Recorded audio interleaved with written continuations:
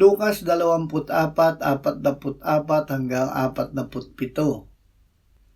Pagkatapos ay sinabi niya sa kanila, "Ito ang aking mga salitang sinabi ko sa inyo noong ako'y kasama pa ninyo, na kailangang matupad ang lahat ng mga bagay na nakasulat tungkol sa akin sa kautusan ni Moises, sa mga propeta at sa mga awit."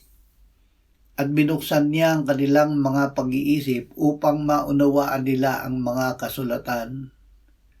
Sinabi niya sa kanila, "Ganyan ang nasusulat, na kailangang magdusa ang Kristo at muling mabuhay mula sa mga patay sa ikatlong araw, at ipangaral ang pagsisisi at pagpapatawad ng mga kasalanan sa kanyang pangalan sa lahat ng mga bansa mula sa Jerusalem." Ang pagsisisi at pagpapatawad ng kasalanan. Ang Ebanghelyo ay ipinangangaral upang tayo ay magsisi at tumanggap ng kapatawaran ng Diyos sa ating mga kasalanan sa pangalan ni Jesus. Si Kristo ay namatay para sa ating kasalanan, kaya't huwag tayong magkunwari sa pagpapahayag ng ating kasalanan. Tapat nating ipahayag ang lahat ng ating kasalanan upang mapatawad at maalis.